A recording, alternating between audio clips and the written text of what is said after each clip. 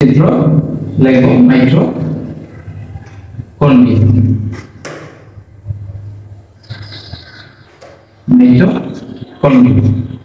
My dear students and viewers, যারা ভিডিওটি দেখছেন সবাইকে ধন্যবাদ জানাচ্ছি। আজকে জীববিজ্ঞান বিষয়ে মাইটোকন্ড্রিয়া সম্পর্কে আলোচনা করব। মাইটোকন্ড্রিয়া কিভাবে আঁকতে হয় এই সম্পর্কে আজকে বিস্তারিত জানাবো। তো দেরি না করে চলো আমরা শুরু করি। তো মাইটোকন্ড্রিয়া, এই মাইটোকন্ড্রিয়াটি কি আবিষ্কার করেন? কোষ শ্বসনে অংশগ্রহণকারী এই অঙ্গাণুটি আবিষ্কার করেন বিজ্ঞানী বেন্ডার 1898 সালে। তার নাম মনে রাখবে, 1898 সালে বিজ্ঞানীর নাম কি? বেন্ডার। এই বেন্ডার এই মাইটোকন্ড্রিয়াটি আবিষ্কার করেন। মাইটোকন্ড্রিয়াকে কি বলা হয় তোমরা জানো? কোষের শক্তির ঘর বা পাওয়ারহাউস বলা হয়। কেন বলা হয়?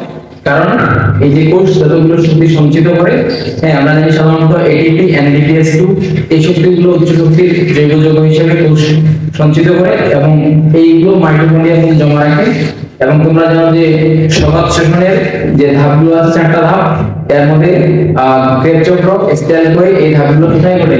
এই মাইটোকন্ড্রিয়াতে ঘটে এবং সর্বোচ্চ 24টা এটিপি উৎপন্ন করে। এবং মাইটোকন্ড্রিয়া তার ইচ্ছা অনুযায়ী শক্তি সঞ্চিত রাখে এবং উদ্ভিদের মধ্যে শক্তি সরবরাহ করে।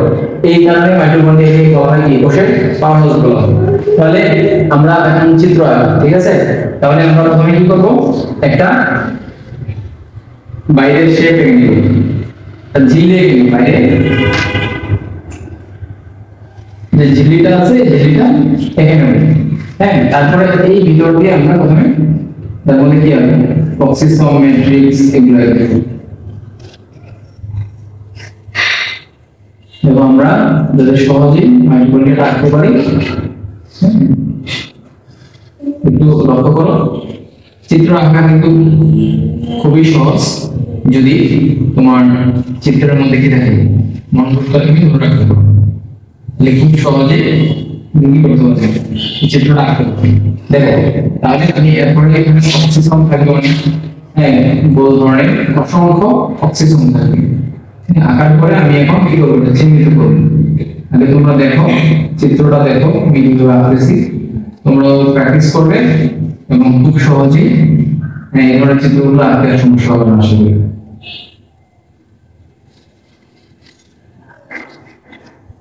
তোমরা যখন খাতায় আঁকবে পেন্সিল দিয়ে, তখন দেখবে যে সুন্দর হচ্ছে, আরো সুন্দর হচ্ছে। হ্যাঁ, তো চিত্র ভালো করতে গেলে প্র্যাকটিসের বিকল্প নেই। আর তোমরা জানো যে বায়োলজিতে ভালো করতে গেলে অবশ্যই কি করতে হবে? চিত্র আঁকতে হবে। এবং চিত্র ছাড়া যদি তুমি কোনো নম্বর আনসার করো, সেখান থেকে তুমি ভালো নম্বর আশা করতে পারবে না। অবশ্যই বায়োলজিতে চিত্র ভালো করে দিতে হবে।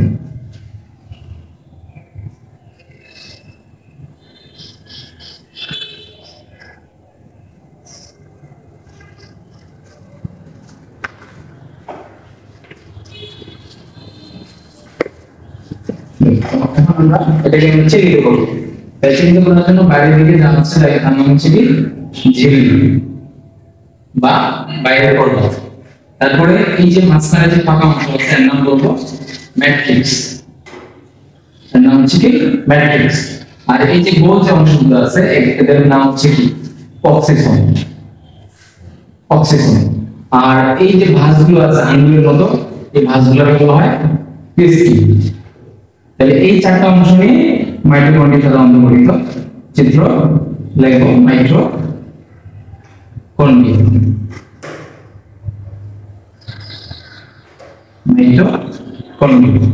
ঠিক আছে?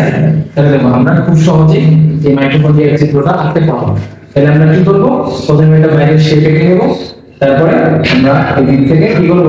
আমরা 4টি অংশগুলো যে আঙ্গুলের মধ্যে যে অভিক্ষেপ আছে এটাকে বলা হচ্ছে কি? ক্রিস্টি। আর এই যে গোল যে অংশগুলো আছে 4টি ক্রিস্টি মাঝে লেগে আছে, এগুলোর নাম কি? অক্সিসোম। আর ফাঁকা যে অংশগুলো আছে, ফাঁকা অংশের নাম হচ্ছে কি? ম্যাট্রিক্স। আর বাইরে যে আবরণী এটা হচ্ছে ঝিল্লি। তাহলে এখানে বহিঃঝিল্লি, অন্তঃঝিল্লি দুটাই আছে। তো আশা করি খুব সহজে তোমরা চিত্রটা আঁকতে পারবে। তোমরা আমার চ্যানেলের সাথে থাকবে এবং সাবস্ক্রাইব করবে এবং নিয়মিত ভিডিও পেতে বেল আইকনটি অন করে রাখবে।